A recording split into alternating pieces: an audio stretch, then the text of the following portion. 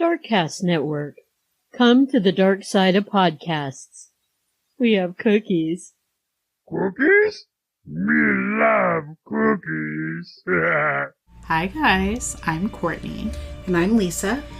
And we are the hosts of The Book of the Dead, a true crime podcast based out of New Jersey, where we tell you about the most obscure cases that you may have never heard of. So join us in the Book of the Dead library for another chapter of The Book of the Dead wherever you get your podcasts. Bye guys.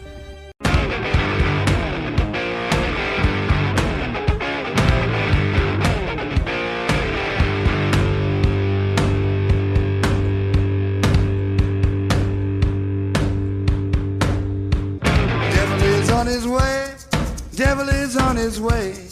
Devil is on his way, motherfucker. The devil gonna make you pay. Fall to your knees. Devil is on his way. Fall to your knees. Devil gonna make you pay. Fall to your knees. Devil is on his way. Motherfucker, he's on his... Hey, y'all. Welcome back to Mountain Murders. I'm Heather. And I'm Dylan. Hey, y'all. What's up, girl? What's up? You know. What's up? What's up? I introduced my son to Scary Movie the other night. Did he like it? He left after like 5 minutes. Yeah. He saw Carmen Electra's boobs and seemed excited about that part, and then he just left. Oh. But there's a whole opening scene where 4 or 5 dudes are just sitting around going, "What's up?" Yeah. And then like the scream face guys doing it as well. Yeah. Yeah. It's pretty funny. It's a little time capsule. It is. Dylan, how are you? I'm doing good. How are you? I'm great. Yeah, that's good. I've been swimming laps. This is kind of my new form of exercise. And I'm telling you, man, it'll wear you out. I think you're preparing for falling off a cruise after all our research in true crime docs. Maybe the poop cruise. Yeah, you're ready to swim away from the poop cruise. If y'all have not seen the Poop Cruise documentary on Netflix, I'm not going to say I highly recommend because it's pretty gross. Now, this is one of the Dylan finds. This is the kind of thing I turn on. Oh, yeah. You were turned on by it. That's for sure. I force Heather to kind of watch even when she doesn't want to. And this is part of the Trainwreck series on Netflix. Yes, on Netflix. And the poop cruise, which is obviously everyone's nightmare, to be on a cruise ship and the systems go down. Because, just think about it. All those people just shoveling that cheap, highly processed, sodium-rich food. Buffet food. Into their faces. The liquors. To their fat pie holes. The tequila stomach. Oh, my God. And all the liquors. That's what I just said, the liquors. Yeah. The party liquors. Eating and the drinkings, and then the toilets don't work. This is one of my fears of going on a cruise ship. Of something like that happen, or like some kind of a sickness, an outbreak, or just being that close quarters with other people kind of makes my skin crawl. I don't know if it's for me. What if you had to share a shit bag with like your suite mate or something? I would share a shit bag with you. I would not share a shit bag with you. Oh. I'm sorry, I draw the line.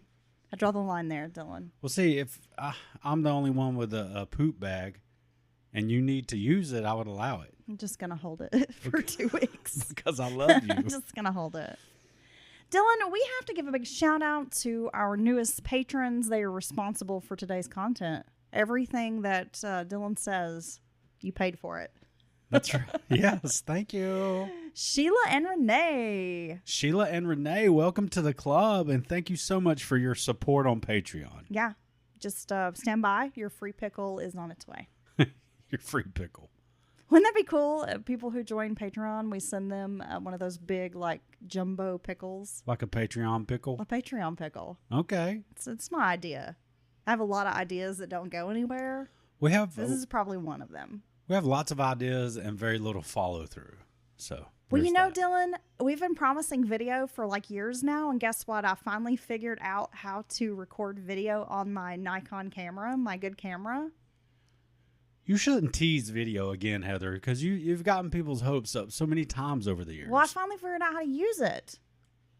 You're the one that never wants to do video. Why? You're always worried your hair doesn't look. You're like, I look fat and my hair's not perfect. No, it's true. I look like right now. I literally look terrible. People want to see it. They don't want to see this, I want to see it. and there's not going to be a good angle. Well, again, not. there's the train wrecks. People love a train wreck, Dylan. They want to see it. Oh my God, Mount Murder's video is going to be the next train wreck episode. The next, yes, Yeah. yes. All right, Dylan, anything else before we get started with today's case? This one is strange. Oh, It's going to leave a lot to the imagination. We're going to go over some theories about the case. And again, almost like last week with our Felicia Reeves case, it's going to leave some questions lingering, and you're going to kind of have to choose your own theory. oh, it's like one of those stories where you choose your own ending. Yeah. Yeah. Well, we get some of the questions like the what, when, who, where, How about the how? but we don't know the why. Oh gosh, so why is the most important? I know that, but that's what makes this case so unique and strange. Okay, well, enough. Gosh, I'm very captivated. I need to know what happens. I need to know what my options are. So let's get started. Well, let me reel it in a little bit here for you, Dylan.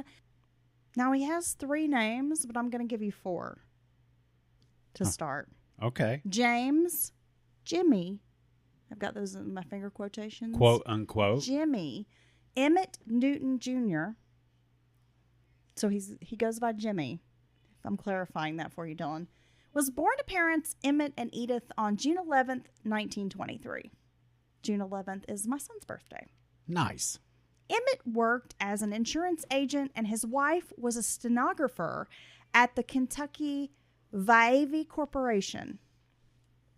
Now, the Viavi Company was known for its popular hygiene system, claiming to be a cure-all for women.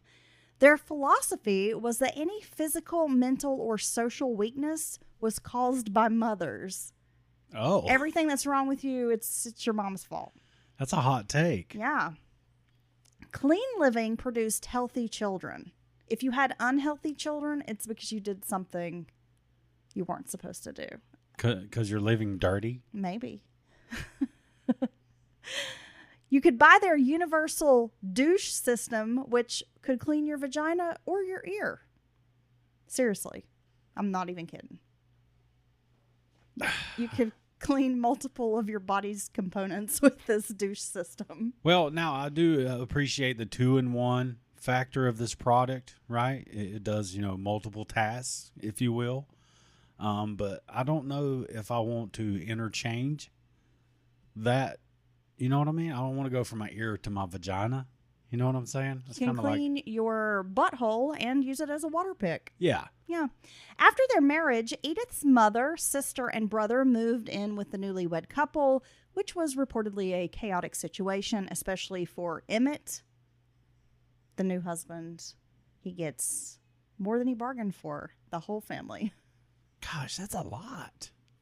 It is a lot, but, it seems like maybe back in the day might not have been so uncommon to have your parents or your siblings move in with you once you're married, or even have the newlywed couple move in with, the husband's family or the wife's family.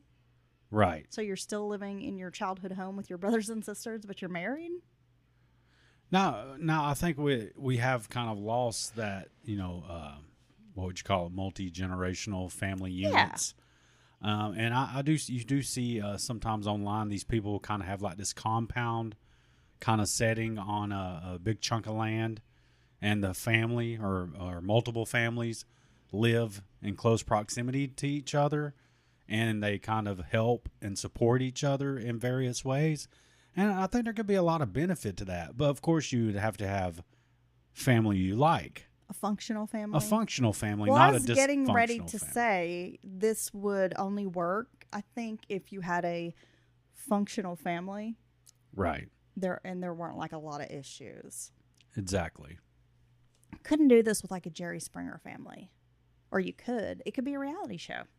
Now, if you think about it, if we thought more like this in America here particularly, you would save a lot of money. You would be able to help each other out, child care. Everybody'd have various talents they could lend to one another. Pulling your money together.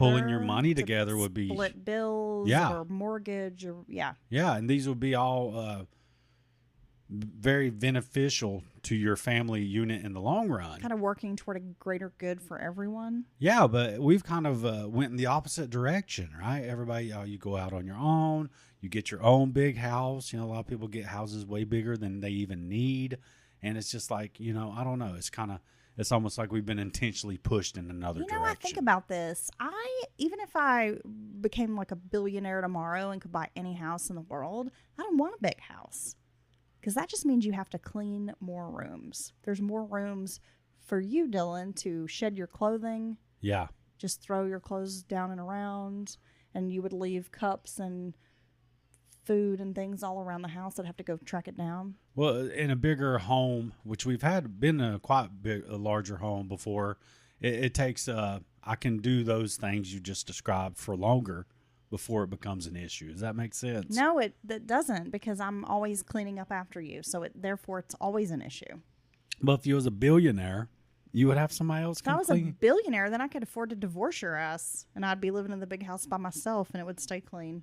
So there's that. Honey, we're not staying married just because you can't afford to file for divorce. Are you sure? Yeah. Moving along. So after their marriage, Edith's family moved in. Again, this is a bit of a chaotic situation for her new husband.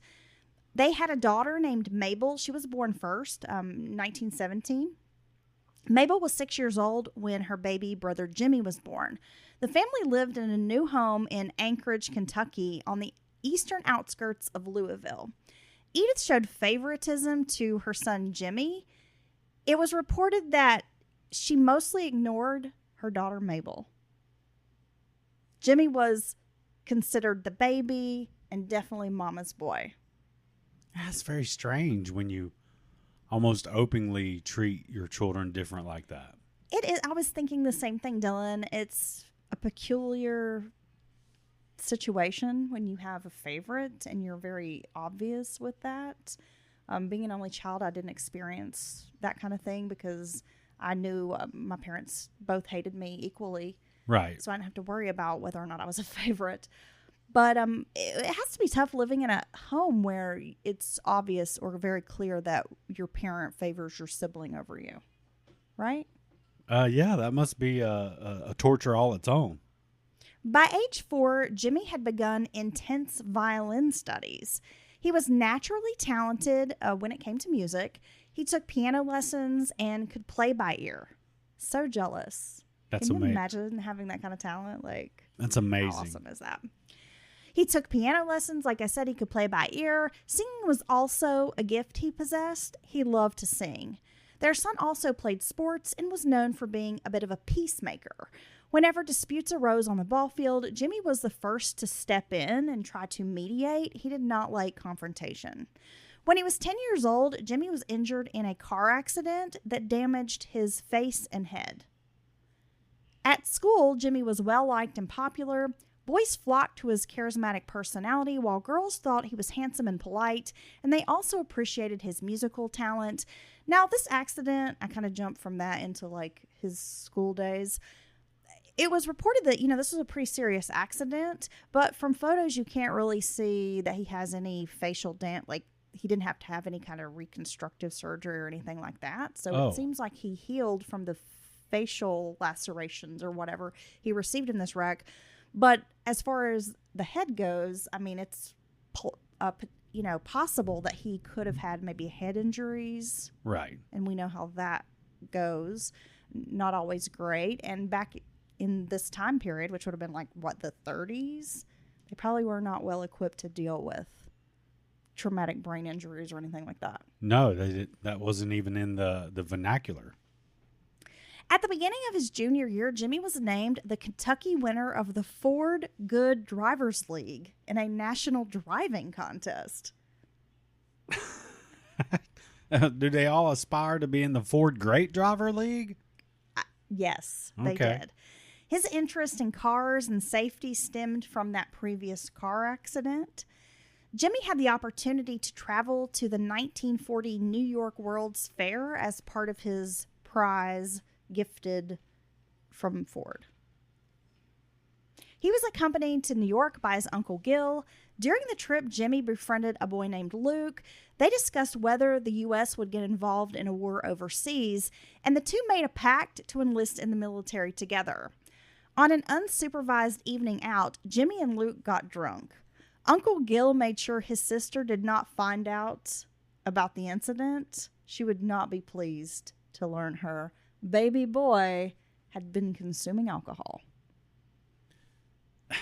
And, you know, alcohol was quite different back then, you know? It's pretty rough. The boys remained pen pals, but then life kind of got in the way. Now, around Christmas of 1941, Jimmy told his parents he planned to serve in the U.S. military and was going to enlist. No one could sway him otherwise. In January of 1942, Jimmy attended boot camp at Parris Island, South Carolina. He would become a U.S. Marine. By the summer, Jimmy was mustered at New River, North Carolina, where he made friends with a boy named Leslie Beetlestone. And we're going to call him Beat because that was his nickname. Now, these boys instantly bonded. And from what I gather, you know, Jimmy had always been kind of popular and had like a lot of friends, but maybe not really a best friend. Oh, okay. Not someone he felt very, very close with. And for whatever reason, he and this guy Beat hit it off and just sort of instantly became best friends. Both young men found themselves in the Guadalcanal, known for being one of the harshest environments in the South Pacific. The climate was hot and rainy with a jungle-like setting. Oh, gosh. Disease and malnutrition were just as deadly as enemy fire. The Marine supplies ran low. Rice became their main source of food until ships could arrive with supplies. The rice was often infested with maggots and worms. Oh, my gosh. Just the thought of that makes my stomach churn. Well, just having only rice day after day. Yeah, and the sad part is not only are they just dining on rice dillon, but they're only getting like maybe two spoonfuls of it because supplies are so low. Yeah, and it's not even like Uncle Ben's long grain or some rice-a-roni chicken flavored rice. How do you know? It's just white rice. Just straight from the fields. No salt, no pepper, nothing. The Marines were young men who had already been weakened by growing up during the Great Depression. All of these young men had been brought up in the 30s. So most of them were already thin, maybe undernourished. Well, I'm sure being subjected to malnourishment when you're in your developmental years, it would probably, I'm sure, affect you the rest of your life, right? Stunt your growth, maybe your bone density and muscle mass. Yeah. But still, they lost even more weight. An average of 40 pounds was normal for these guys in the Guadalcanal. Jimmy had trained for war, but faced the harsh reality of combat once he was there. The Japanese attacked at night, and over the next few months, Jimmy and Beat formed this close bond. Jimmy confided in Beat and saw him as a brother. And during their first major bout of gunfire, Jimmy became emotional. He killed several Japanese soldiers, and Jimmy asked his friend Beat, how do we go back home after this? Which I'm sure a lot of young people have that feeling in wartime. Yeah, and I think that transcends the decades and time periods. Once you've gone and done these things, even though it's by, being ordered or quote unquote for your country's best interest or protections, you still did it. You're right. And I think at the end of the day, where your humanity is the thing that you wrestle with. You know what I mean? Absolutely. Yeah. And I mentioned the Japanese fought or like kind of attacked at night. So you've got these boys, and I say boys because they're all very, very young, underfed. They are not really getting much sleep because they have to be on high alert, especially during the nighttime hours. During the day, it's hot, miserable, bright sun, jungle, just nasty. Humid. They can't really sleep during the day. I mean, these are just not good conditions. It's terrible. The boys were finally separated when Beat returned to the ship to deliver supplies to Funafuti. He said goodbye to his best friend Jimmy, who stayed in Guadalcanal. On October 18th of 1942, Jimmy was trapped between supply crates and fell from one deck to another. He sustained serious injuries to his head, once more, and hip. Jimmy was airlifted to Samoa and then sent to a military hospital in San Diego, where it took him 4 months to recover. Many of the Marines who fought alongside Jimmy were diagnosed with Guadalcanal disorder, which was a psychological problem that caused tremors, sensitivity to loud noises, and episodes of amnesia. Jimmy was described as a nervous wreck, according to his father. Now, this, for a lack of better terms back then, is PTSD. I was going to say, I mean, and you've had, what war was it where they said people were shell-shocked? Was that Vietnam? I think shell shock was World War I. Okay. And maybe even World War II. Yeah, so they kept seeing these reoccurring symptoms war after war, but they never really, they never knew quite what it was. There is no cure for post-traumatic stress disorder, as we know. Jimmy returned to Kentucky and was medically discharged from the Marine Corps. The Pentagon issued between 250 and 500 million Benzedrine tablets to U.S. troops during and after the war. So with these injuries that he sustained, he will end up having chronic pain, and therefore these Benzedrine tablets will be prescribed to him to treat the pain. And these pills are highly addictive. Now, is this an opioid? A benzo or something like that? Maybe. Okay. I mean, what I was reading compared it kind of like to heroin, so I'm not really sure if it's an opium, but it's definitely like you can get fucked up on it. Well, no, if it's being compared to heroin, it's the same pain receptors. Okay, it makes sense. Jimmy enrolled at the Kentucky Military Academy to finish high school because he had dropped out to enlist. He spent the winter months of 1944 at the school's Florida campus. Although he wasn't able to fully regain his athletic ability from before, Jimmy continued to develop his musical talents. In the fall of 1944, Jimmy enrolled at the University of Kentucky. While he was attending the Kentucky Military Academy, he had some opportunity to go to Oak Ridge, Tennessee. Okay. Kind of a famous nuclear site, right? Yeah, nuclear and research, so a lot of high-end research goes on there. Well, while he was there, he met a girl named Kitty Smith, who would later attend school in Bristol, Virginia. They kind of became pen pals, but it didn't really seem that either one was interested romantically in the other. Jimmy stated multiple times in conversation with Kitty that he wasn't really looking for a girlfriend. Yeah. She just want to have some fun. Didn't really want a boyfriend and wasn't really into Jimmy, but it seems like maybe they were kind of pen pals and friends. I just want you to pay for dinner.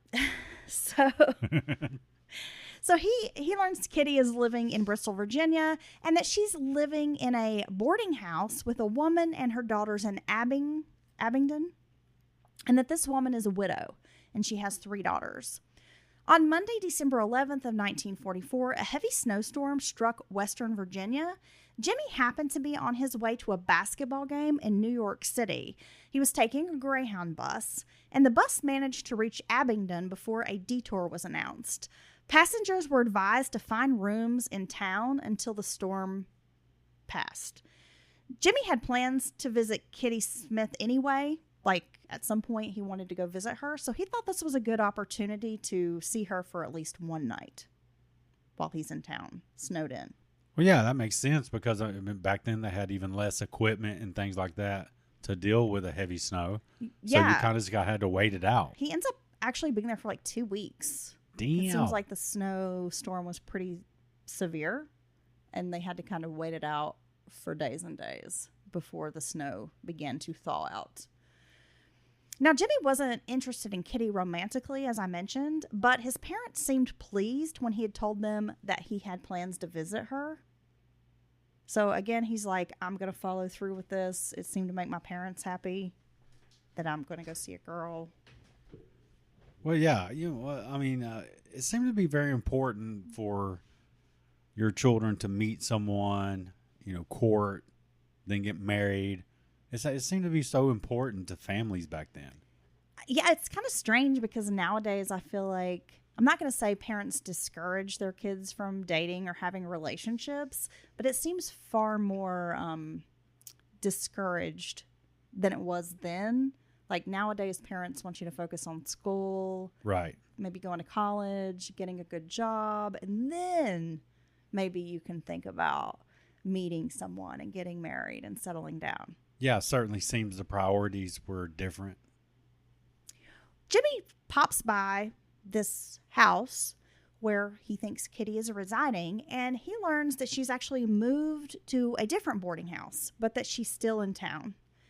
Dorothy Clark, the older teenage daughter of the homeowner, told Jimmy that they had a furnished room where he could stay overnight after learning he was snowed in. Well, you can come stay here, Mr. Jimmy. Yeah. Well, I should mention also, he was okay with this. Like, yeah, I'll stay here because Dorothy Clark was described as a blonde bombshell. Oh. She's a very pretty girl. What's interesting about Dorothy is she is just absolutely gorgeous, according to reports, and I've seen photos of her, and she is a very, very beautiful young woman. But she was also a bit of a tomboy who had worked for her father at his filling station in the garage and was mostly seen wearing like overalls or coveralls, greased up. Like she was a bit of a grease monkey. Sounds like the name of a CD porn. The filling station. I think Grease Monkey could be the name. Oh, of I like that. Another one, right? I like that. Yeah, Grease Monkey. That's right. Okay. Jimmy learned that Mrs. Helen Clark, the homeowner, was a widow. He'd already kind of learned that from Kitty, but he found out more information about her. She had lost her only son, Hal, 4 days before Thanksgiving the previous year while he was fighting in the Solomon Islands. Well, did she look for him? Gosh, that joke never gets old, does it?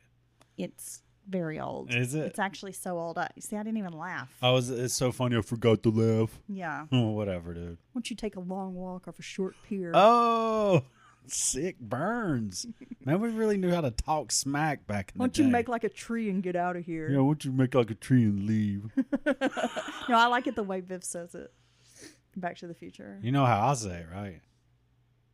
I don't really care. Why don't you make like a tree and get the fuck out of here? I don't care. That's right. I don't care how you say it, Jillian. Well, I'm saying I put the fear of God in people when I say it. So Mrs. Clark had only a year previously lost her son during the war. Her husband had also passed away, and she lost her mother in this very short time period. Okay. Very sad. Yeah, it is very sad. There were 3 daughters living in the home along with Mrs. Clark. There was Dorothy, the 16-year-old, again described as the blonde bombshell. There was Nancy, 15, and Frances, who was 7 years old. After a brief encounter with Kitty, who made it very clear that she was, quote, not the girl for him, he had gone to kind of find her at this other boarding house. She kind of shoots him down. He's like, hey, you want to hang out? And she's like, nope, shoots him down. I got other plans. Damn. Yeah. He returns to the boarding house where he has rented a room for the night. Jimmy stayed on at the Clarks due to the bad weather, so he stayed for almost 2 weeks. On Sunday, he was invited to attend church with them. Mrs. Helen Clark was taken aback with Jimmy's angelic voice. She found him a musical gig at an upcoming Christmas cabaret in town. Jimmy had not planned to stay much longer, but agreed that he would perform at this event, and of course, he was a big hit. He's a handsome young man, war veteran, so very talented. Naturally, everyone's just, enamored by him. Well, there's so little option for entertainment when you come across someone who could sing or play an instrument or something like that. It's kind of a big deal. Mrs. Clark was grieving the death of her son and had fallen into this deep depression.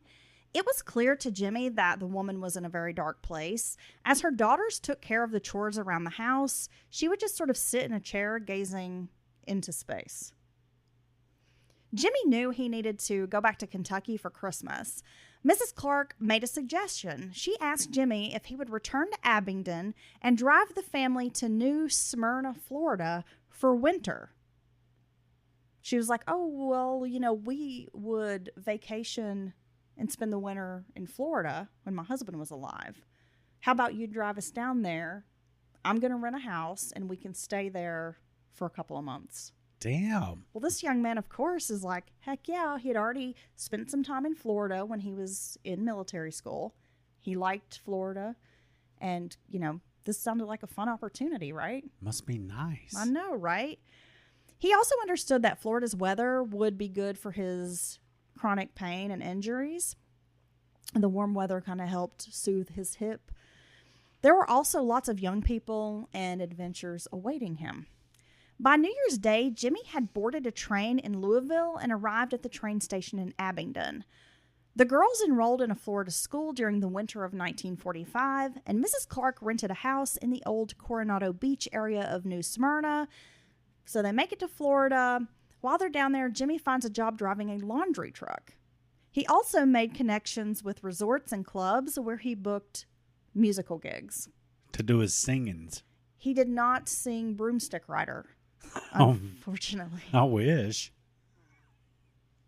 The handsome young man was never alone, as he received many social invitations and had plenty of company. By May, the girls had finished school and Mrs. Clark was prepared to return to Virginia. Jimmy was reluctant to leave Florida. Due to his obligation, Jimmy drove the Clarks back to Abingdon, but then took a train back to Florida. Oh, so Jimmy likes it in the sunshine He state. likes it. Yeah, absolutely. And what's not to love? Beach. He's popular. A lot of parties. A lot of hot chicks, I guess. I don't know. All the things a young man could want. I wonder if there was like a 1930s version of Florida Man. He's doing crazy stuff. Maybe. I was thinking of rum and maybe, all you could eat shrimp or something. Dallas shrimp, Dylan. Yes. Seafood Sundays. Because nothing says going to the club like cheap seafood. we got to tell our listeners. There's this commercial for this nightclub. Yeah. Like a dance club, I'm guessing, right? Nightclub, and they advertise dollar seafood night, and we always laugh because we're like, who goes to the club to eat dollar oysters? Or that just sounds sketch, right? Well, you're drinking, Yeah, right? You're going to get your drink on, and we'll slurp some oysters down. and so I'm going to eat some seafood, which that already For sounds like a bad idea, and then cheap seafood. No, and then I'm going to go dance and sweat and jostle my stomach around. Oh, my God. Get you a dollar fish stick, Dylan. Talking about he's cheap. He couldn't even give me no dollar shrimp.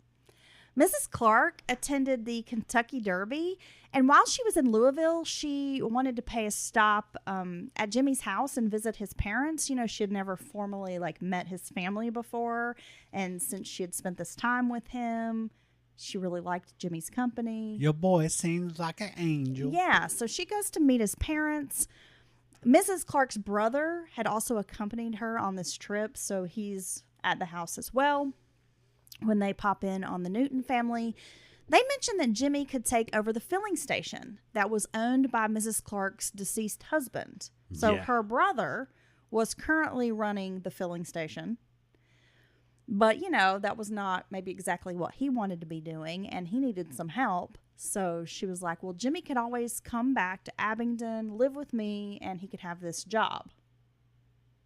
And the uncle was going to teach him how to work on cars, so he could not only be filling people up, but mechanicking as well. How to fill things. I would instantly rebrand it as the Filled Up Station. Yeah, of course you would. Yeah. People would be like, what? I'd be like, yeah, that's right. Oh, my gosh. What? I have to tell you something. What? Does that have to do with the filling station? It has to do with being filled up. Oh. I was driving home the other night from the skating rink. I passed a church, and the church sign was like, come and get filled up by Jesus. No. No, I'm telling you, dude, because I was like, what the hell? Yeah. Look, I'll take you by there. I'll tell you that's what it said. I know if you have a sign that you change frequently, you kind of run out of stuff to say or ways to say it. But there's some of these church signs that somebody in the church has to go to, someone else. Well, I've and say, seen some version of that phrase on other church signs, and I always think that's kind of an oddly worded sign. Come get filled up by Jesus. Yeah. All right. Well, maybe some people want to be full of Jesus. He's just down there on Pine Street. I'll take you down there and show you. Maybe Jesus is running the filling station. Okay. So they mentioned that Jimmy could take over this job. And eventually the Newtons are kind of convinced that Abingdon might be a better place for Jimmy than Florida. Okay. They agreed to mention this opportunity to him. Jimmy could live with Helen and the girls. They met her. They liked her. She seemed like a good, nice, honest Christian woman. So obviously this is a better choice for their son than having him gallivanting all around Florida. Doing God knows what. In swimsuits. Yes, the swimsuits come down to past your knees. No, this is back when men wore almost like Speedo little shorts. Really? Yeah. Have you not seen swimsuits from the 40s? No. 50s? Yeah. Yeah, men were wearing tiny little shorts. Yeah. It's not going to work for me. I would get my fill of those little shorts. I need board shorts at least. By June 30th of 1945, Jimmy was on a train headed back to Kentucky after learning that his father had a heart attack. He received more bad news when his sister told him about a letter they had received. She didn't want to tell Jimmy this news over the phone or even write it in a letter. They wanted to tell him in person. Jimmy's best friend, Beat, Mr. Beetlestone, had been killed overseas. Jimmy took this news particularly hard. He and Beat had plans to move to New York City after the war. They were going to live together, be roommates. Now the offer from Mrs. Clark was beginning to sound like a good idea. His other plans were foiled. And he wanted to stay close to home. His dad's had this heart attack. And the war would be World War II. Yes. Wow. Yeah. His parents, of course, would rather Jimmy be in Virginia, closer to home, than in Florida. So it all seemed to kind of point toward this Abingdon experience. Well, I mean, it is a good opportunity. I mean, you got to they have obviously some success as a family having a boarding house and this garage / a gas station. And there's all this opportunity for him to have a, solid work, employment, maybe learn some new skills. And also you think that he's around good, wholesome people who care for him, kind of an extension of his family, if you will. So, yeah, as a parent, this really sounds good on paper. Working for Mrs. Clark's brother at the filling station, however, was not ideal. His new boss seemed to thrive on chewing Jimmy out for any perceived little slight or mistake. When he bumped into Kitty again, she gave him the name and number of a friend that she had in Damascus, Virginia. She told him that the school there needed a football coach and that her friend, a teacher, was expecting Jimmy to call. So it sounds like the brother has middle management energy. Yeah. You know what I mean? It's always looking for somebody to pick on. Yeah, it kind of sounds like he's a bit of a micromanager and just... he would give Jimmy these little menial assignments, like sweep the floor, but then would kind of come behind him complaining that it's not missed a spot or whatever. Yeah. So this opportunity maybe for, a job at a school, a high school, being a football coach, this piques his interest. Again, the idea of teaching and coaching, that was exciting. It would allow him to interact with people closer to his age. He was a natural leader and team player. And this would also give him a sense of purpose because since he had left the military, he just seemed to sort of be spinning his wheels. He didn't really have a direction or, something that made him feel good about himself. Rumors quickly spread through Abingdon. Some women gossiped about the widow Helen Clark and this handsome young Marine that was living with her. Oh, Lord. So, of course, there's gossip. Tongues are wagging. Football had been played in Damascus, Virginia in years. Jimmy was hired to coach 24 inexperienced players. He had scheduled 6 games for the newly minted team. The PTA and local businesses donated funds to help the team get started. Jimmy had a lot of work ahead of him. And due to the commute, he also didn't have a car at the time, Jimmy would sometimes sleep on a cot in the basement locker room. Being alone at the school, Jimmy was able to drink more. Because the Clarks soon learn, once Jimmy is living with them full time, that he has a bit of a drinking issue. Jimmy drinks a lot. And he says it is to help with the chronic pain he has. Right. But he's drinking a lot. A lot, Dylan. So being here in the school alone all night, he can get drunk, where he might not be able to do that at the Clark's home. Right. Without sneaking the drinks. Since his injuries, he found that alcohol numbed the pain. Students began finding these little bottles stashed around the locker room, and it didn't take long for Jimmy to begin drinking with the players and the younger teachers on campus. It's not a good idea. No. One teacher, Miss Tolly, had invited Jimmy over for dinner. She still lived at home with her parents. Her father ended up asking him to leave because of the strong smell of alcohol on him. Even though he had not been drinking before coming to the dinner, he still reeked of alcohol so strongly that the father was like, you need to get out of here. It's disrespectful. Yeah. Yeah. Helen watched Jimmy kind of drifting away from her. She had begun involving herself in his daily routines. She really enjoyed having him around the house. So as he's football coaching, he's spending more time at this new job, sleeping there overnight. She begins, again, feeling like she's sort of losing control of him or losing this newfound friendship she has with him. She begins driving him to school and to football practice, as well as taking him to Bristol for dinners or on a long Sunday drive so she can spend time with him. Neighbors often saw Helen Clark driving Jimmy and other boys around town, which was fodder for gossip.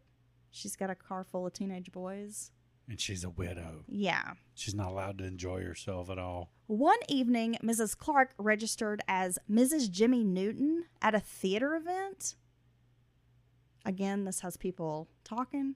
Well, that's kind of weird, right? I mean, what do you think? Well, yeah. This information, of course, spreads around town. And when it gets back to Jimmy and he finds out what she's done, he was just dismissive. Like, he didn't really have a reaction. He was just like, oh, well, brushed it off. For the first time in a long time, Helen Clark was feeling like herself. She was pleased when Kitty Smith left town. Jimmy would sometimes speak of moving back to Kentucky or to New York City, but Helen encouraged him to stay in Virginia, often mentioning his success with the football team. So she does not want to lose him. A lot of folks think she kind of was looking to fill her son's spot. Right. She's mourning the loss of her son. She's a grieving mother. So she latches on to this young man who possibly, reminds her of her son. I mean, that's one thought. More so than like some kind of a love interest. Well, that's another thought that people have. But we don't really know if there's anything going on between the two of them. But it's obvious she enjoyed being around him. Yes. And having him be a part of her life. Yes. A very important, frequent part of her life. Right. And that she's kind of going out of her way to ingratiate herself, to Jimmy, giving him these rides, taking him out to dinner, kind of doting on him. That's why when I make reservations, I put myself down as Mr. Heather Packer. Thank you. Yeah, you're welcome, baby. On Sunday, November 18th of 1945, the Clark household was preparing for church at Sinking Spring Presbyterian. Jimmy had committed to helping with an afternoon service at St. Thomas Episcopal, so he would not be joining them at their church on this particular Sunday. After church, Dorothy Clark had plans to go to a movie in Bristol with her boyfriend that evening. Jimmy planned to skip the movie. He had been invited, but he wasn't really feeling well. He hadn't been sleeping the last week or so. He was really tired, and he was just kind of hoping after church that he could go home, the house would be quiet, and he could get some rest. Thanksgiving was coming up, and Jimmy had plans to leave on Tuesday for his parents' house. So in like the 2 days, he's getting ready to go home. And he was really looking forward to this visit with his family. Some of his younger football players had encouraged Jimmy to quit his job at Damascus High School and return to college with them. Jimmy wondered if this was a possibility because he had taken a semester of college but then didn't go back to school. Right. And, he was like, oh, this is something I could do. Like, this did seem to interest him. There had been some moments when Jimmy had doubts about his position at the high school and whether or not he was qualified to do it because he hadn't any formal training to be a coach or to be a teacher. Right. Yeah. I mean, that's asking a lot of someone. Yeah. So, of course he's thinking, well, maybe I need to go back to college. Maybe I need to get an education degree before I could really excel at this job. Like, maybe these boys are right. Maybe I should go back to school with them.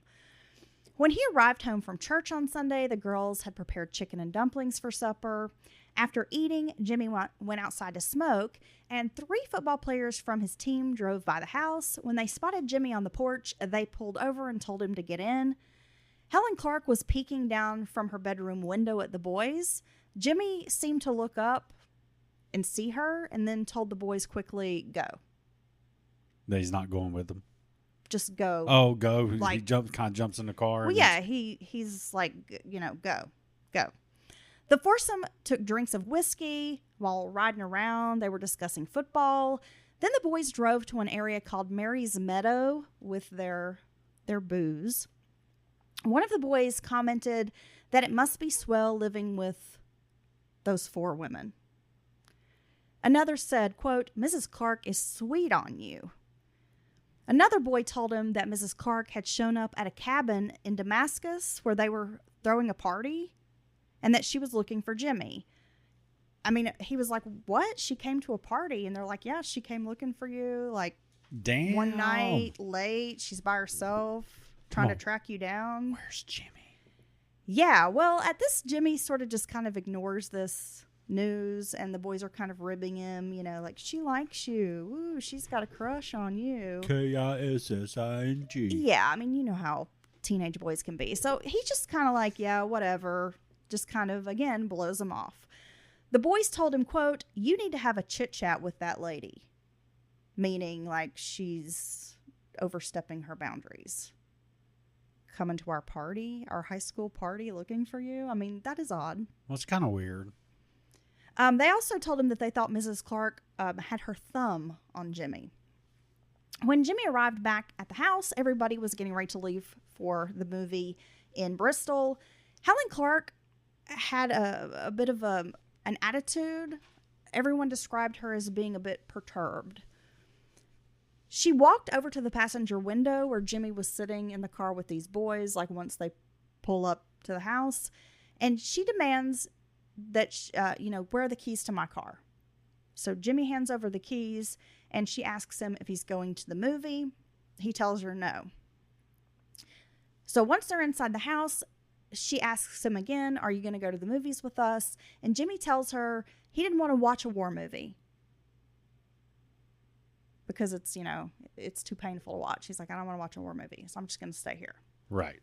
Which makes sense. Right. So everybody's starting to pile into Mrs. Clark's car, and she's standing on the porch. She kind of calls out for someone to fetch her coat. Now, she doesn't specifically say, Jimmy, get my coat, or Nancy, get my coat. She just says, will someone get my coat? Jimmy just ignores her, kind of walks on by, doesn't pay a bit of attention to her, doesn't get the coat. She mumbles under her breath, son of a bitch. Damn. At him. So it's going down. Well, a few seconds later, young Frances gets the coat and tells her sisters that her mother and Jimmy are going to stay home. So Mrs. Clark has decided she's not going to the movie either if Jimmy's not going. Yeah. At 8:22 p.m., Jack Henderson, that's Dorothy's boyfriend, Nancy, Dorothy and Frances leave the house in the Clark's car to go to the Cameo Theater in Bristol. Jimmy had made it very clear to Helen Clark that he wanted quiet. He wanted to be left alone. He was trying to get some sleep. He goes into his room, avoiding her. He wore a sports jacket, a white button-down shirt, slacks, and loafers. Because he was in chronic pain, he took some phenobarbital tablets and washed them down with a paregoric, which contained opium. So while he is standing there at like the dresser taking his medicine, I guess, and getting ready probably to undress for bed, Helen Clark, refusing to be ignored by Jimmy, expecting him to behave like an adult, she kind of bursts into his room. This is around 8:30 p.m. 4 shots were fired, and Jimmy Newton's body crumpled on the floor. Damn, dude. Yeah. Damn dude is right. I mean, what?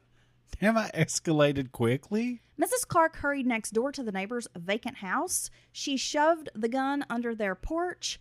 Back inside, she picked up the phone to call a taxi, but the line was busy.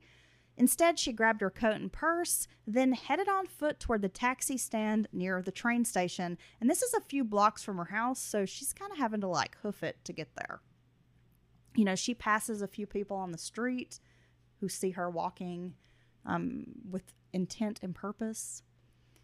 Ernest Wise saw Helen approaching the cab stand. She explained she needed to go to Bristol, so he helps her get into the back of a car, and then the driver, Martin Mitchell, asks Helen, like, where are you going? Do you have directions? During the cab ride, they mostly discussed the weather. At some point, Mrs. Clark made a comment to the driver, quote, "Don't tell them I went to Bristol." Okay. But she didn't exactly specify what she meant by them. So the driver just kind of ignored the comment. Like, okay. Once they get to the theater, you know, Mrs. Clark exits. She tells him she doesn't have enough money to pay for the cab ride, and he tells her they can bill her. And she agrees she'll come back and pay, like, the rest of the money that she owes. Well, my first reaction if someone said that to me as a cab driver would be, who's going to ask me if you went to Bristol? You know what I mean? Like, who cares? I don't know, Dylan. She slipped into the row behind her children in the dark theater. After the movie, Nancy saw her mother and asked, "Where's Jimmy?" Helen said she didn't know. Jack Henderson drove them all back to Abingdon. They arrived at the house around 11:30 p.m. Nancy and Frances sat down in the parlor with Jack and Dorothy. No one noticed any unusual behavior in Helen. She carried on conversations like normal. She seemed fine. She wasn't anxious, nervous. Just seemed like herself. When Nancy and Frances excused themselves for bed, Helen told Dorothy to make sure she left the front door unlocked for Jimmy. Trying to be normal. Yeah. Around 1:30 or 2 a.m., hearing a noise, Helen calls out for Nancy and asks, like, "Did you hear that?" And Nancy assured her it was just the wind slamming the screen door against the house. I'm just wondering what these sleeping arrangements are. There's no telling. She's in her room yelling down the hallway, "Nancy!" Well, you know how these big old houses are. A lot of them had a bunch of rooms, but a lot of small rooms. You know what I mean? Chopped up.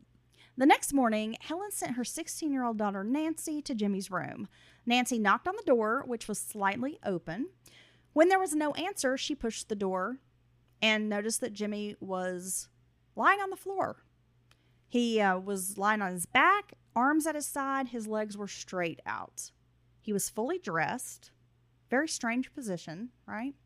Now, at first, Nancy thinks Jimmy was drunk or maybe having, quote, one of his spells. She asked her sister Dorothy to come inside the room. Dorothy tried to rouse Jimmy, couldn't get him to wake up. She touched his cheek. It was cold. She reached for his wrist to check for a pulse, and there was none. Dorothy and Nancy hurried down the stairs to the parlor. Their mother was standing in the doorway of the dining room when the girls said, "Mother, we think Jimmy is dead." Wow. Helen's response was, "Oh, no." What do you mean? No, really, it was, "Oh, no. Oh, no." Maybe it was more dramatic. Maybe it was, "Oh, no." It was like, oh, no. Oh, no. I don't know. Oh, wow. That changes things completely. Does it? Yeah. Dorothy called her uncle, C.M. Talbert, at the filling station, told him Jimmy is dead. Talbert grabbed a delivery driver from the local butcher shop named Louis Goins, who happened to be pumping gas at the time. He was like, hey, buddy, you need to come with me. Let's go see a dead body. What is this, Stand By Me? Louis would later say that Talbert went inside the house. He stayed outside for about 8 minutes before being called into the home. When Louis Goins entered the house, went up the stairs into the bedroom, and found the body stiff on the floor. When Goins came back downstairs, Helen told him, you should call a doctor. And Goins said, call the doctor? I say call the undertaker. Womp womp. Louis Goins called Paul Campbell, the undertaker at Campbell Funeral Home. When Paul arrived, he asked Helen Clark what had happened. She denied knowing anything about it. Helen said she heard a noise between 1:30 and 2 a.m., and she thought it was Jimmy coming back in, like coming back from wherever he had been. Maybe he was drunk, she said, and maybe one of the boys helped him inside the house. Paul asked Dorothy to call Dr. Wolf, the acting coroner. By that time, 3 outsiders had been inside the Clark home, specifically in Jimmy's bedroom. No scene integrity. No scene integrity. Of course, this is the 40s. I'm not sure how concerned they were with scene integrity, but... Well, obviously not at all. If you're just going to grab some random guy and be like, hey, let's go check out Hey, this. you're the driver for the butcher. Come on over here. Yeah. You butcher meat. I bet you know something about a dead body. I mean, what the hell? But, I mean, people were serious about having witnesses and things like that. Oh, I thought you were going to say people were serious about having butchers back then. Well, butcher is a big deal. Yeah.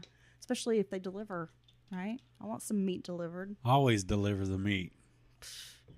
Seeing no sign of blood or foul play, Dr. Wolf asked if Jimmy had been sick. He didn't examine the body. At all? At the scene. Okay. Well, no, because he doesn't see any reason to examine the body. He thinks this boy's just died of some kind of natural cause. Well, hold on. He's been shot, right? Yes. 4 gunshots. There's no blood. There's no obvious trauma. Not yet. Okay. So Dr. Wolf asks Paul Campbell to take Jimmy's body to the funeral home. At 8:20 a.m. on Monday, November 19th, Paul Campbell called Jimmy's father to tell him his son was dead. Emmett Newton was in shock. He only said a few words before hanging up. He then called a local undertaker in Kentucky to make arrangements so they could contact Mr. Campbell, and they have to make arrangements to ship the body. Right. At the funeral home, employees began undressing Jimmy's body. That's when they realized he'd been shot multiple times. Yeah. A bullet fell from his clothing as the staff removed his sport coat, his shirt, and undershirt. 2 wounds were exposed. 2 more wounds, presumably exit wounds, were located in Jimmy's back. They again called Dr. Wolf to come over to the funeral home. Dr. Wolf speculated that the other bullet was probably in Jimmy's bedroom, since the one casing had fallen out. And he also speculated that the bullets caused Jimmy to die. He did. He did Yes. indeed. You know, I feel like you could have been a coroner in 1945. Well, I think so too, because it seems like the bar is not very high. Now, he contacted the Washington County Sheriff, J. Trigg Woodward, and Commonwealth Attorney Robbie Thompson. The sheriff, along with deputies and the police chief, Frank Cox, went to the Clark home to search for this second bullet, but they didn't find it. An X-ray examination showed that Jimmy had 3 bullets lodged inside his body. 1 was in the heart, a second was in the shoulder, and the third was under the left shoulder blade. They also could see where the 4th bullet had maybe hit a rib and then exited out of the body, and that's where they found it. Okay. Right? Jimmy had been shot 4 times at close range, twice in the chest and twice in the back. Now, at the Clark residence, law enforcement asked Helen about what had happened the night before. Helen said she and Jimmy had planned to go to the movies, but decided not to go at the last minute because it had been a war movie. She went on to explain that, it would be very difficult for Jimmy to watch a war movie with his Guadalcanal syndrome. Right. And that she also did not wish to watch a war movie because of what had happened to her son. After that, she said Jimmy left the house with some boys from Damascus, and that's when she started to feel lonely. That's when Helen decided it was time to go to the show alone because she was feeling sad at home. She did. She got the taxi. She went to Bristol and arrived back home with her daughters around 11:30. She heard a noise in the middle of the night. She's explaining that again.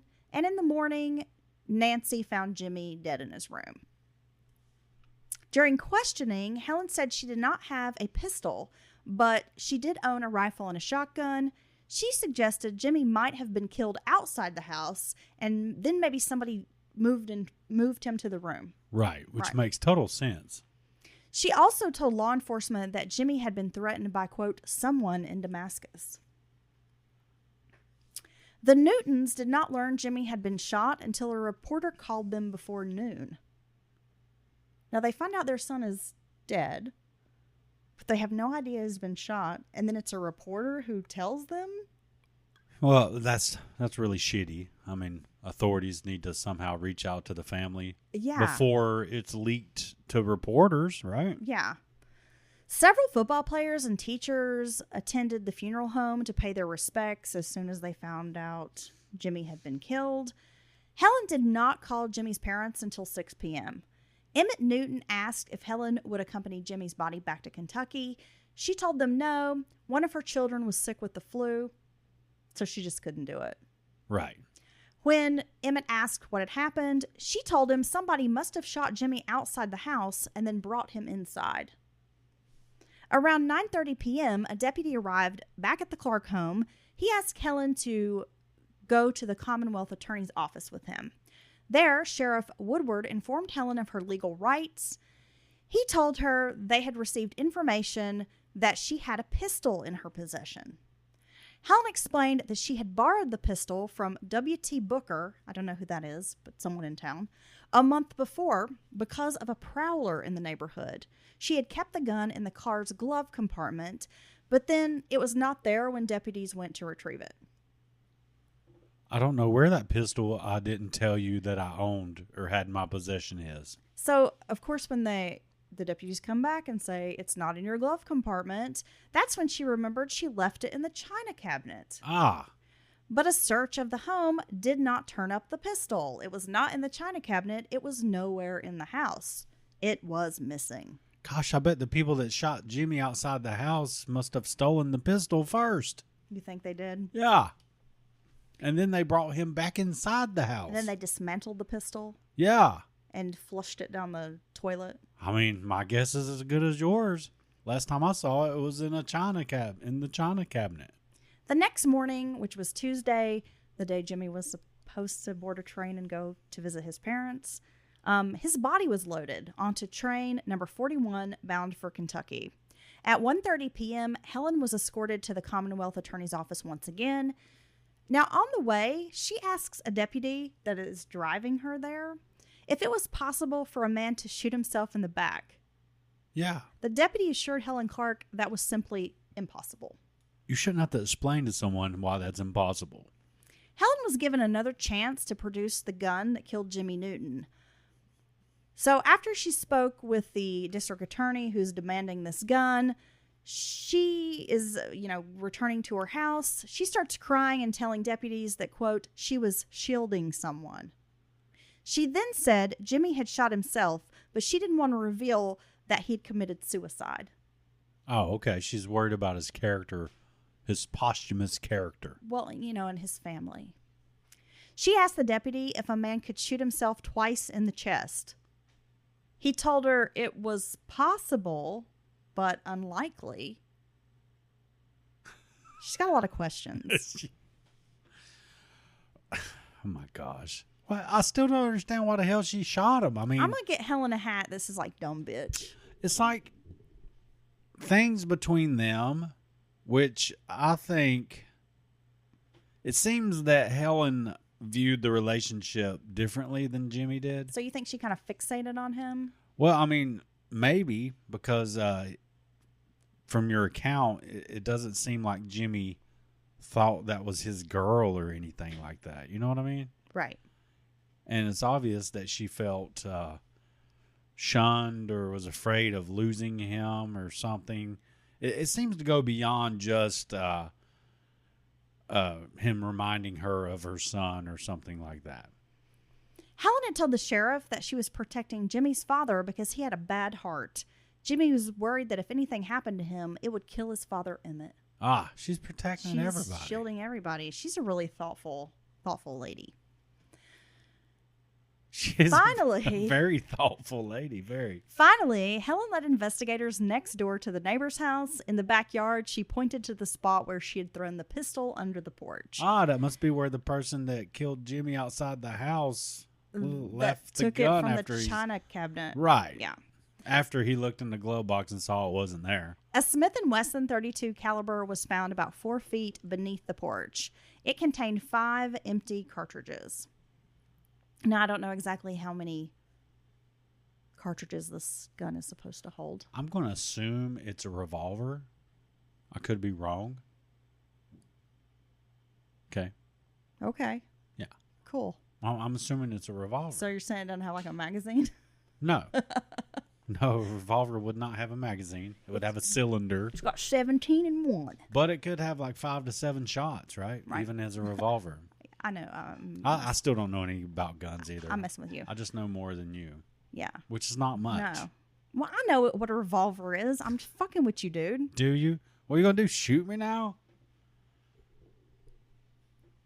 Now I'm waiting to get my other gun before I do that. Yeah, well, I already moved it from the china cabinet. We don't even have a china cabinet. I wish I had a china cabinet. I do too. I found one for free on Craigslist, but I don't have a way to haul it. Yeah, those things are kind of like those big projection TVs. People just give them away to get someone to come move it. Yeah. Yeah. But it would be cool to have. I don't have any china to put in it, but I have some of those like dollar plastic plates that they sell annually at Walmart. You could come up on a set of Picnic china plates. You could find china from other countries. Japanese china was very nice. And now, I mean, you could find the whole set of china for like $100 back in the day. Find it where? In like thrift stores, Goodwills, things of that, resale stores. You have to be more specific. Yeah. Well, you know. Now, they'll be selling it by the fucking piece, dude. Like $5 or $10 per plate. A plate or saucer or cup or teacup or whatever. I mean, it's like, what are you doing? Well, I mean, really. They be wilding. They're wilding out in special finds. In all the resale stores and thrift stores. And your only hope is to find some little small independent. A yard sale. Thrift store. I'm telling you, yard sale. Gosh. On Granny's carport. Maybe, but even Granny's talking about on the Google Finder, it sold for $175. That's ruined everybody. This time, Helen told officers that after the pair decided to skip the movie, she found Jimmy in his room. He had pulled the gun out of his chest of drawers and was aiming it at himself. She told Jimmy, "You can't do that." And he said, "Why can't I?" Then shot himself twice. And twice in the back? Yeah. Too? Yeah. Ah. Well, no, according to her, it was just twice. Ah. She doesn't account for the other wounds. Well, yeah, because someone told her that you couldn't shoot yourself in the back, so she just doesn't talk about those. No, actually, I'm going to explain to you what happened with the other. Now, brace yourself. It's a ricochet. Because it's a very believable story. So he shoots himself twice in the chest. She swatted the gun out of his hand, and it fell on the bed. As she tried to support Jimmy, who had fallen to the floor, the gun discharged 2 to 3 more times and shot him in the back, just on its own. Right. Yeah. Because that's how guns work. It's a ghost gun. Guns like, boo. Yeah. Bang, bang, bitch. I'm going to shoot you. She threw the gun away and then went to Bristol. Yeah. Didn't seek medical help. She didn't so this is like the second story she's told. Call any authorities or ask for anyone to come help quick. He's hurt himself. And this gun apparently has it in for him as well. Her Because story changes multiple times. the gun's just shooting him by itself. 36 hours after discovering Jimmy's body, Helen Clark was charged with his murder. Helen's brother, Sim, and Willie Talbot posted the $3,000 bond to bring her home. The newspapers picked up on the story, and it was sensational. A 44-year-old lonely widow murdered a 22-year-old World War II veteran and football coach who was renting a room. It intrigued readers. The articles hinted at sex, jealousy, and a woman scorned. Ooh. Well, they just print anything back then, won't they? That's good reading. We don't though. have to have any facts. We can just suggest it. They don't need facts nowadays either. They don't. George Warren, a well-known attorney, was hired to defend Helen legally. On Thursday, November 22nd, Helen called the Newton home to inform them that she had been charged with Jimmy's murder. By the way, I just wanted you to know they're charging me with your son's murder. Hope you guys have a nice day. Thanks. Like, why would you even make that phone call? I just called to say I killed your kid. How's that? That's pretty good. Yeah. Stevie Blunder. Now, on this phone call, she demands that Jimmy's father travel to Abingdon immediately. So on November 26th, he arrives at the Clark home. Helen tells him the version that she has shared with the sheriff. They wrestled they were wrestling kind of. She swatted it out of his hand. And then a gun's She's just wrestling him up from the ground. Bam, bam. Bam, bam. The ghost gun goes off. Gun's shooting his ass by itself. In the back. You know, and the gun waited for him to turn his back because he couldn't look him in the eyes when he shot him. That's a dirty gun. That gun is a dishonorable gun. That gun shooting a man in the back. Now, Emmett's only question was, well, why didn't you call a doctor for my son? Her answer, you know he didn't like doctors. Gee, dude. Emmett smack her. Like, I'm not trying to laugh because this is terribly sad story. It's very... But just what the audacity of Miss Helen Clark. And the fact that people still operate with this decorum, even in a situation like that, you know what I mean? You know we didn't like doctors. Like this person demands you come, and you come to see what they have to say, kind of thing. You know, give them their chance. It's very come strange. pay attention to me, sir. Yes. That same day, the grand jury convened and officially charged Vista Ellen Helen Clark with murder. She has a lot of names. A trial was scheduled for December 18th. Helen underwent a psychiatric exam while hospitalized at Lee Memorial Hospital. She was hospitalized for 2 weeks because she had a nervous condition. The doctor's finding in his report was she crazy. Yeah, she's nervous. She's nervous she's going to go to jail. Helen's attorneys told the media that her mental condition prevented her from going to trial at this time. She was, quote, highly nervous and a very sick woman. No one in Jimmy's inner circle ever imagined that he died by suicide, but we all know that PTSD triggers can be tied to certain times of the year. In the fall months, Jimmy had experienced a lot of trauma. It was during the fall that he was injured in the Guadalcanal. His best friend passed away, and then, of course, Pearl Harbor had happened in December of, so it was kind of like October, November, December were rough months for Jimmy. Right. But let's be honest. Even if he had wanted to take his own life, he's not going to shoot himself 4 times, including, in the back. No. It's just not possible. In Abingdon, friends and neighbors had started to kind of drift away from Helen after her husband Hal had passed away.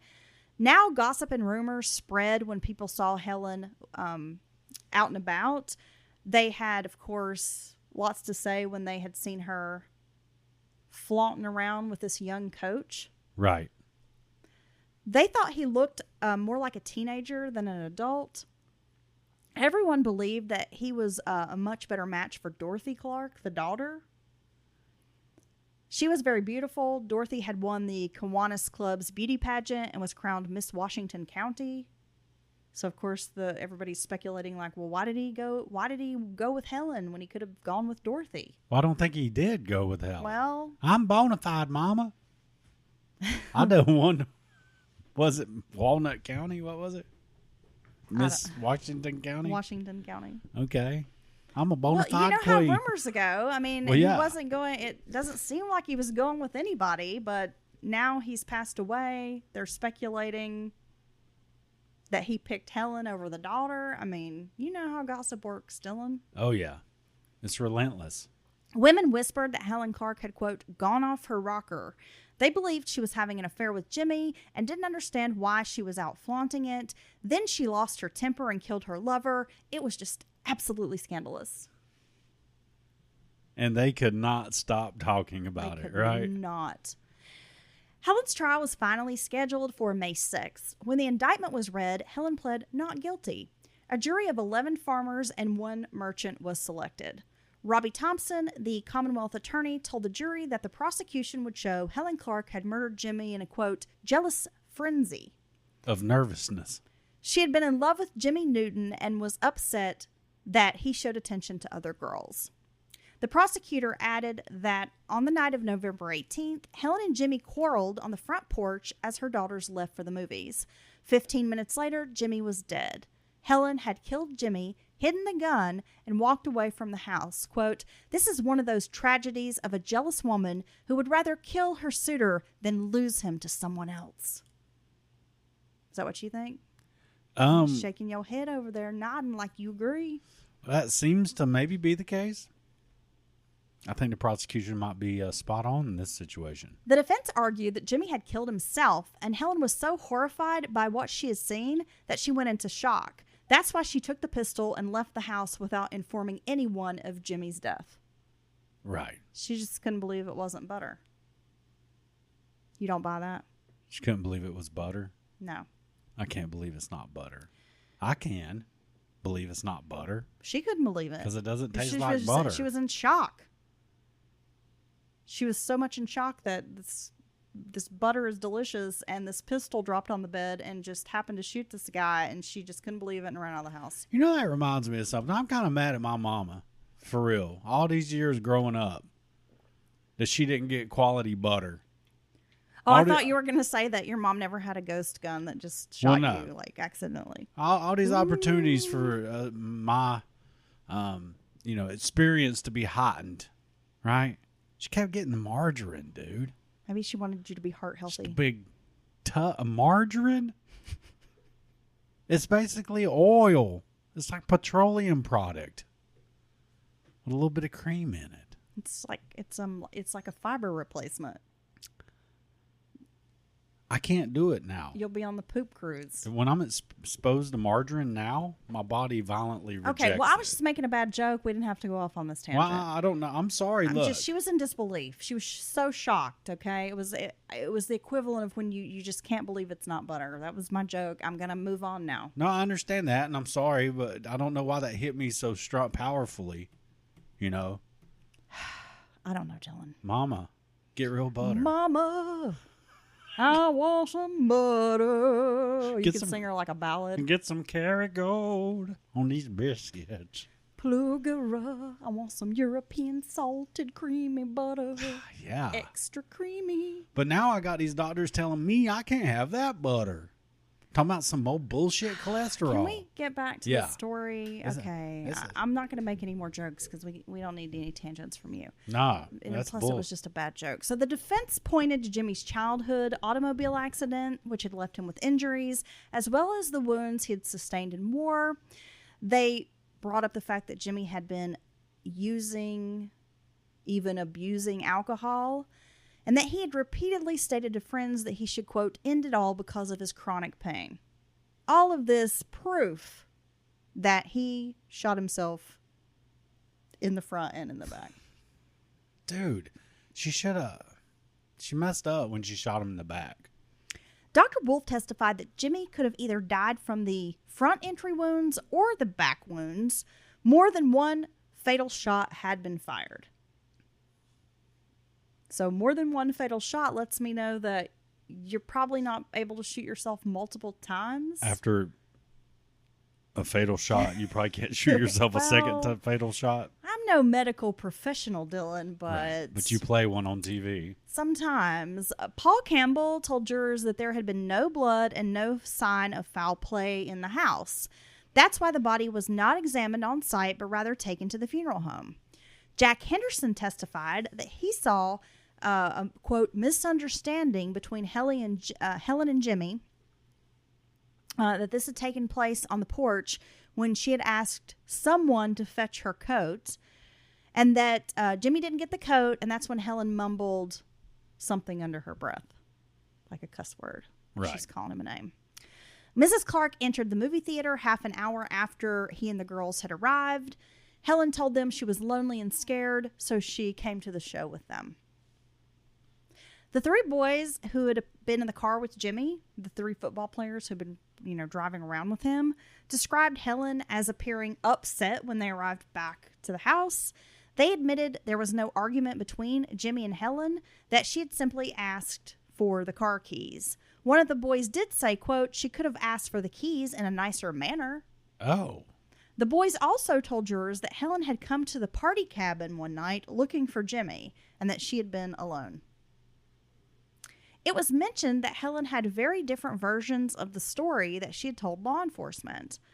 Law enforcement searched for the weapon several times, and each time Helen offered musings about its location. Where could it be? I don't know. Finally, it was Helen who led them to the neighbor's porch where the gun was found. The .32 caliber Smith & Wesson couldn't have accidentally discharged while Helen was helping Jimmy get up, because the gun had a safety handle that required being squeezed simultaneously with pulling the trigger. The gun was estimated to be 13 to 15 inches from Jimmy's body in order to leave gunpowder stains that were found on his coat. At the back, the gun would need to be 15 to 18 inches away.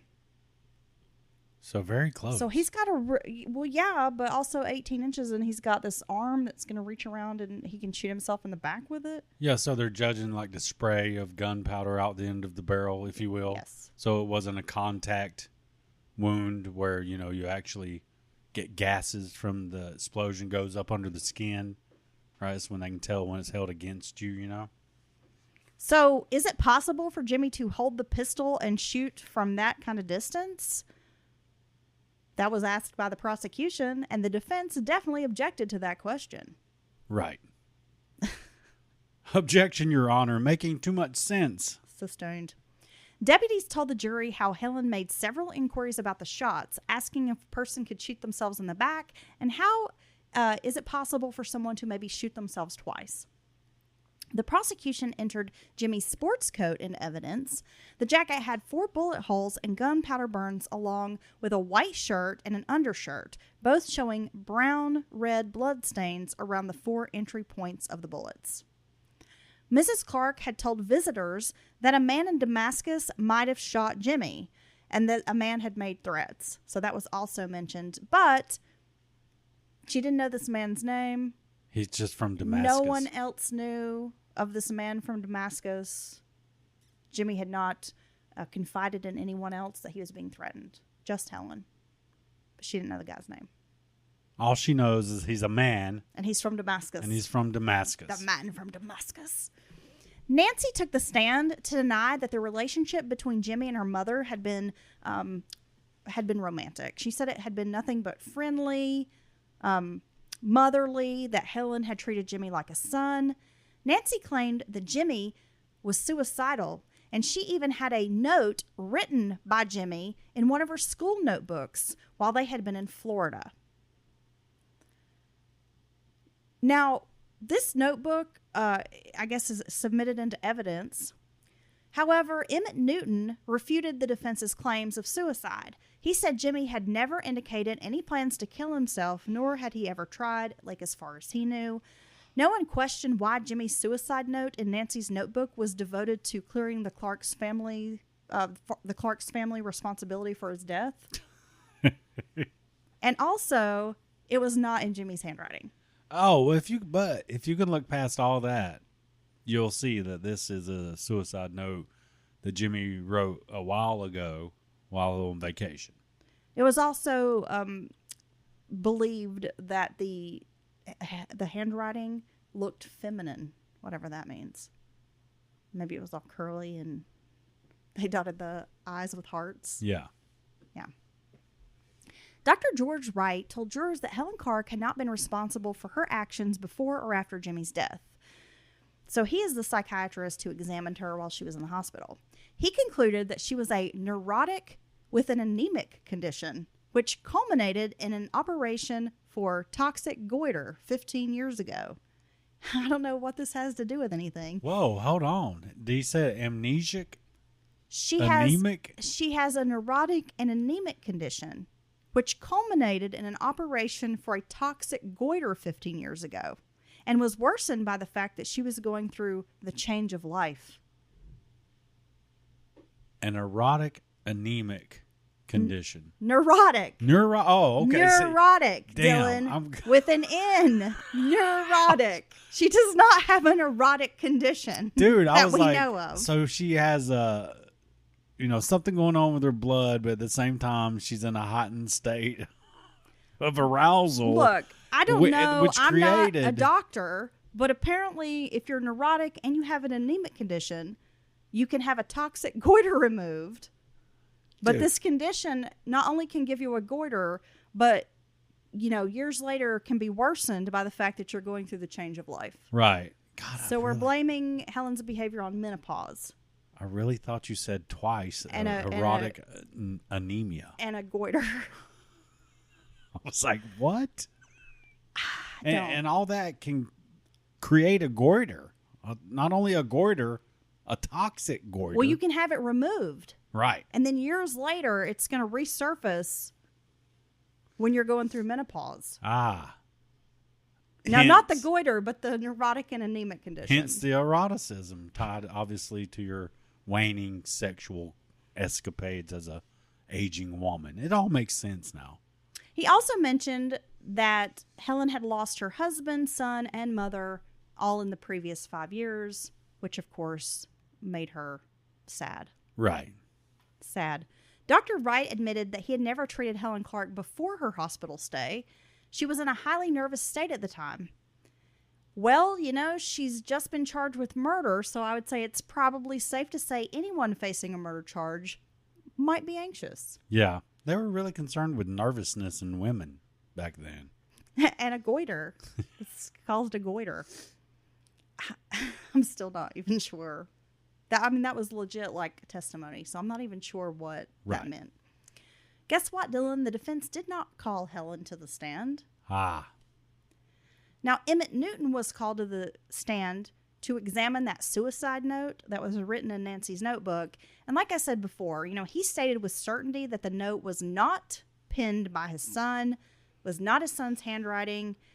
And again, there was a general consensus that the note appeared to be written in a woman's handwriting. Yeah, and back then people... And, of course, it talked about how innocent the Clarks were.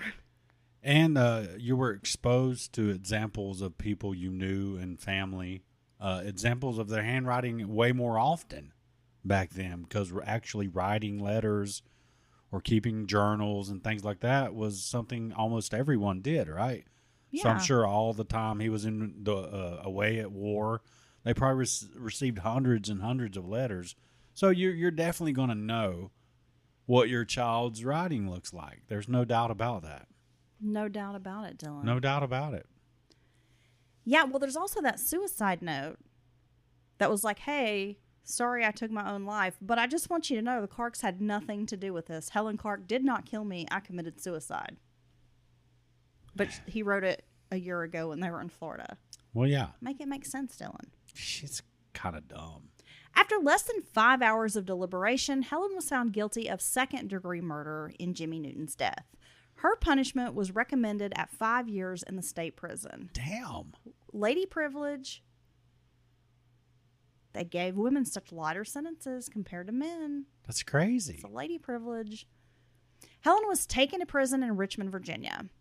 Dorothy was not old enough to be granted guardianship to her sisters, so all three girls moved in with her father's brother and his wife. Dorothy was married to a young electrician named Jackson Leonard in 1947, less than a year after her mother's trial. As a married woman, Dorothy moved into her family home and brought her 2 sisters to live there. Helen served less than 2 years before returning to Abingdon in 1948. 2 years in prison. That's crazy. For killing Jimmy. For cold-blooded murder, And honestly. we still don't know why. Yeah. Upon Helen's return, people whispered about the murderess. Frances, who was still in school, was teased by other children. Eventually, Nancy and Frances married and both moved away from Abingdon. Dorothy was the only daughter to stay nearby. Now, over the years, many theories have been floated about what exactly happened between Helen and Jimmy. Now, we all know that Helen shot Jimmy and lied about it. But the motive, obviously, is the big question. So let's talk about some of these theories, Dylan. One of the most common theories, repeated by locals, is that Jimmy may have been abusing one of the daughters. When Helen's granddaughter asked Dorothy, her mother, if Helen had shot Jimmy to protect Dorothy, her answer was, quote, "What a ridiculous suggestion." Dorothy said Helen was, quote, "the most selfish woman on earth." Wow. And that if Jimmy had been abusing Dorothy, Helen would have let her be on her own. So she's basically saying my mother would have done nothing to protect me. I guess that speaks volumes. Yeah. But for some reason, this is the theory all the locals like to discuss. Another theory is that Helen was in love with Jimmy, but he wasn't interested in her. He was attracted to women his own age. Another idea is that she saw him like a son and didn't want him to leave. There is speculation that Jimmy had told Helen he was going to move to New York City or back home to Kentucky, and that she could not accept this kind of rejection and killed him. Others believe Helen covered for the real killer, that Jimmy was killed outside the house and then brought inside. Maybe Helen's brother was responsible for Jimmy's death. According to relatives, after the murder, Helen's brother turned to alcohol, started drinking heavily. Another theory is that Helen was in love with Jimmy, but he had no interest in her because he was gay. Oh, gosh, these theories. Which I actually think this makes sense. Jimmy hadn't had any girlfriends to report. He didn't really date anyone and mostly spent his time hanging out with boys. Playing games. Like hanging out, yeah, like he just kind of liked hanging out with the boys. Well, and also there he is in living in a home with, by all accounts, a very attractive young lady. And it's like he never even attempted to get close to her, put the moves on her. No. Yeah. And there was the situation with Kitty, which had kind of been the first girl. It sounds like that that maybe he had told his parents about, and they were kind of excited, like, oh, wow, he's finally met a girl. Right. But then that wasn't what maybe his parents thought it was. Also, he seemed to share an extreme closeness with his friend Beat. They basically had planned a future together. They were going to move to New York and live together. Right. And, he often would say that Beat was like the only person he felt like he could truly be himself around. The first person he could really confide in. So, I think it's entirely possible that maybe he was gay. And, of course, it was very stigmatized back then. It was illegal to be gay. That's crazy. You could be beaten and arrested for being gay. So maybe he was not interested in Helen and rejected her advances because maybe even got to the point where it. he was even like, look, I'm gay. I'm just not into, sorry, I'm not like that. I don't Well, like we women. don't know for sure, but I do think that is a very plausible, because I think when you look at all the facts, that he didn't seem to be hooking up with girls. He wasn't like some Lothario sleeping around. Even though he was considered handsome. Yeah, he was a handsome young man. Talented. Very talented. He always had kind of a swarm of young ladies around him, kind of swooning. And he never seemed to be interested in them. Interesting. So I think that is a strong possibility. Well, whatever happened, she obviously, did the wrong thing. And I don't think Jimmy did anything certainly to deserve this type of reaction from her. And I don't know. She should have went to jail for way more than 2 years. I mean, that certainly wasn't justice for Jimmy. And yeah, it's crazy. Well, and there's other theories that perhaps maybe Jimmy had engaged in some kind of sexual relationship with Helen. Right. Like maybe once or twice. Like maybe they had kind of slept together. Which would explain the strong reaction better. Right. Maybe. And that maybe he just felt it was kind of this casual thing, or it happened while he was drinking because he would drink heavily, or was under the influence of the benzodrine or whatever. And maybe he wasn't like serious about her, and maybe she took that as like, we're together, I'm in love with you, and then felt rejected by him. It's just a very strange, I told you it was a strange case. No, it is. But what's so interesting to me as well, just besides the like mystery aspect, is that it seems nowadays when people recall the case, it's all about Helen, and they don't really talk about Jimmy's memory, and they're almost trying to make him out to be like a villain. Like he did something, that's why she killed him. That's messed up. Like that seems to be, just based on reports, kind of the consensus around Abingdon when they discuss this like 80-year-old murder case, that people automatically are like victim blaming What him. did he do to make her do this? Yeah. Instead of like, she just killed this man, cold-blooded murder. That's messed up. She's a killer.